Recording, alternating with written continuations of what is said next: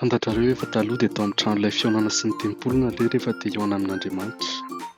Taorian'ny fahafatesan'i Jesosy dia nifasilitena nefa ny fomba ifandraisana amin'Andriamanitra. Indrindra ilay efitra lamba nampisaraka tao amin'ny tempoly dia manomboka izao izany dia misy libre accès fa tsy hoe limité hoe tsy maintsy mandeha any amin'ireny toerana ireny vao afaka mifandray amin'Andriamanitra. Koa nefa sy hanina intéresse hoe ao aminy koa ianareo rehefa narenareo ny teny famarinana dia filazantsara famonjena anareo. Eny, ao aminy koa ianareo rehefa nilo no nasiana tombo-kasety amin'ny fanahy masina araka ny teny fikasana. Rehefa nateraka indray tsika dia mitoetra ao amintsika ny fanahy masina. Hoy Paoly hoe ao amin'ny Korintiana voalohany toko faha-enina andininy faha-20 hoe isika dia tempolin'ny fanahy masina. Izany hoe tsika izany ny lasa le solon'ilay tempoly, solon'ilay tranon'ilay fihaonana, izany hoe mitoetra atao anatintsika mihitsy izany ny fanahy masina. Dia tsika mila mitandrina anatin'ilay izy hoe sao dia mi-se concentrer be amin'ilay hoe fombafomba sy ilay hoe tsy maintsy ohatrohatr'izao ilay mifandray amin'Andriamanitra. Zavatra efa mifasiliten'Andriamanitra ilay izy dia aleo tsy compliquer.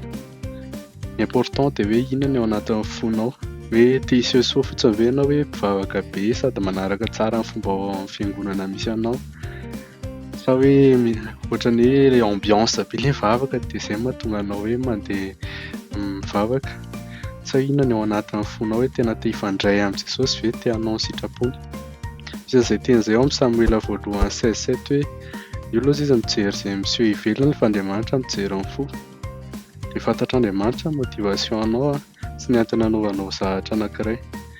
Misy an'ilay teny koa amin'ny Matthieu 5:8 hoe sambatra izay madio am-po fa izy mahita an'Andriamanitra. Dia io teo an'io matetika ohatran'ny hoe raisintsika foana ilay izy hoe resaka fangidiana sy tsy famelan-keloka ny teneniny fa ao anatin'ny tsy fahadiovam-po koa ny resaka pureté amin'ny motivation anao hoe inona manosika anao hanao zavatra. Dia miconfirme an'izay koa izany ilay teny ao amin'ny Colossiana 3:23 sy 24 hoe ary na inona ny inona ataonareo dia atao ihany fotsiny izy tahaka ny ho an'ny Tompo fa tsy ho an'olona, satria fantatrareo fa ny Tompo nandraisanareo ny lova ho valiny fa manompo an'i Kristy Tompo ianareo. Dia araka io izany hoe raha ohatra ianao hoe tena te hifandray amin'Andriamanitra dia ataovy ihany fo ilay izy an'Andriamanitra fa tsy hoe te hiparaître eo anatrehan'ny olona ianao dia izay ny antony anaovanao an'ilay izy. Dia Andriamanitra no mameno ny valim-potia anao par rapport amin'izay toe-ponao izay. Dia hivavaka isika izao. Jesosy misaotra anao izay Jesosy, fenao Jesosy ilay Andriamanitra se sacrifié ho anay. Dia tamin'ny alalan'izany sacrifice izany Jesosy dia ianao izao médiateur, ianao Jesosy ny mpanelanelana anay sy ny ray. Dia misaotra anao izay Jesosy amin'izany sacrifice izany.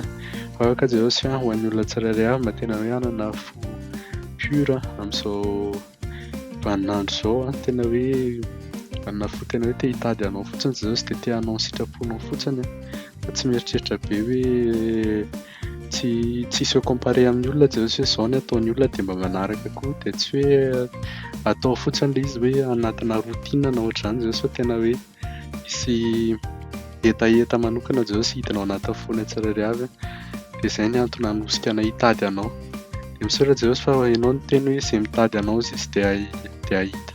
Dia mivavaka tena hoe ahita anao Jesosy ny olona tsirairay avy, mivavaka tena hoe submerger ny olona tsirairay avy Jesosy ny présence anao anatin'izao saison izao indray izay ho diavinay.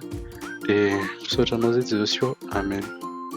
Izay aloha izany fa vita indray ny vidéo antsika androany dia misaotra anareo fa feno 1000 izao ny abonné an'ny page TikTok dia tahian Jesosy tahony.